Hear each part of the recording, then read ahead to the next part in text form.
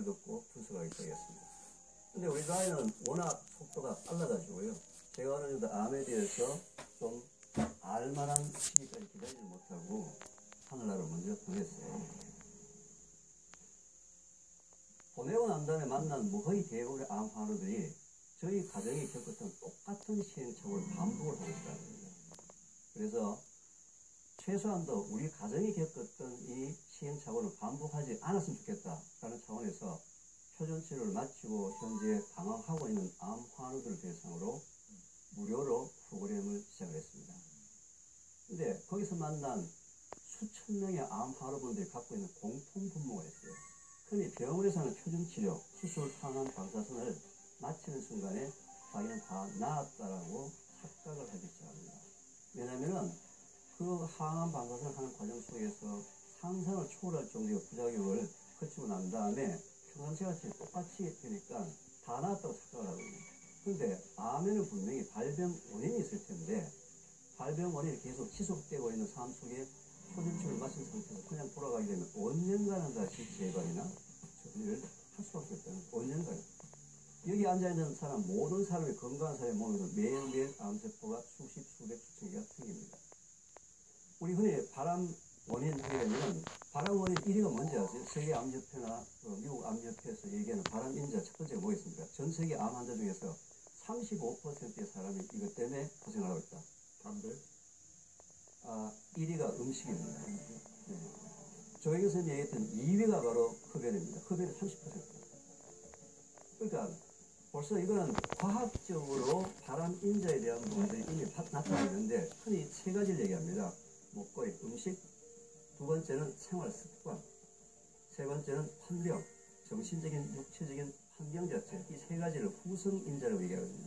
이 세 가지 중에 어느 쪽에서 자기의 삶에 문제가 있어서 암이 생겼다면 그걸 제거하는 새로운 삶을 시작을 해야 되는데 다들 끝이라고 생각하고서 원래의 삶으로 그냥 다시 돌아간다는 거예요.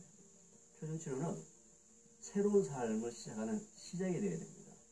두 번째는 이 표준치료를 거치면서 하는 항암이나 방사선은 암세포도 죽이지만 정상세포와 면역세포를 더 많이 손상시킵니다. 따라서 반드시 항암, 방사선을 치료 마치고 난 다음에 면역력이 회복되는 기간을 반드시 가져야 됩니다. 의외로 자기 몸 자체를 원래대로 회복하는 그 기간에 대한 부분들이 굉장히 너무 가볍게 생각을 하시더라고요. 실제로는 정상인과 암 환우는 종이 한 장의 차이라는 거예요. 평소에 자기가 자기 몸의 면역력을 원래대로 회복할 수 있는 자연에 가까운 그런 면역을 회복할 수 있는 그런 삶을 기본을 지키고 살면 되는데 그게 안 되어서 문제가 이제 생겼다는 겁니다. 세 번째 가장 제가 안타깝게 생각하는 부분은 전 세계에서 대한민국이 암에 대한 투표가 비율이 가장 많은 나라입니다.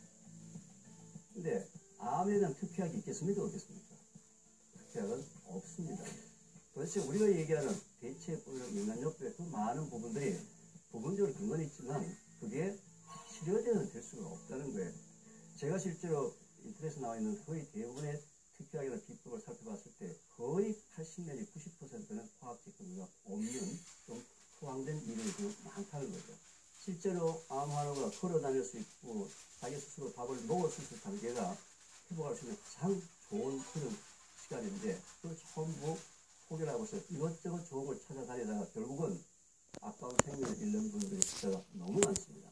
그래서 지금 제가 보기에는 암 환우분들이 상당히 많이 이길 수 있는 능력을 본인이 갖고 있는데 그 좋은 무기를 놔두고서 바깥에서 찾아다닐 수밖에 없는 이 현실적인 부분들을 제도적으로 또는 병원에서 체계적으로 이걸 해결하지 않으면 이 문제는 계속 반복되지 않을까. 근데 참 감사한 것은 요즘 월 한 300명 오는 사람들 중에서는 암 환우가 절반 있지만서요. 건강에 관심을 갖고 있는 일반인들 가족 단위로 절반 정도 오세요. 이게 뭐냐니까 결국 자기 자신의 면역력을 회복하는 방법은 암 환우가 자기 자신을 관리하는 방법이기도 하지만 결국 예방을 하는 방법이기도 하거든요. 자기가 자기 잘못된 부분들의 기분을 회복하는 과정에서 가족들이 같이 동참을 함으로 인해 가지고 미래의 암 환자가 될 그런 아이들을 예방할 수 있다는 오히려 이런 부분에 대해서도 더 좋은 효과가 되더라고요. 그 인식이 바뀌어지는 다음 것은 암 환우분들의 표정이 굉장히 바뀌는 것을 제가 많이 봤습니다. 그래서 증상치료는 전문에게 맡기고 원인치료는 본인이 하는 이 두 가지를 해야지만 결국 암으로부터 이길 수 있고, 또 암이 있다 하더라도 그게 정상 생활을 하는데 방해를 누리지 않을 정도로 암과 함께 살아나가는 방법도, 단 그걸 이길 수 있는 능력을 가지면서 살아나갈 수 있는 방법이 있다면 암은 불치가 아니고 암과 함께 같이 살아도 되고 전혀 문제가 없다라는 말씀을 드리면서 강의를 마치겠습니다.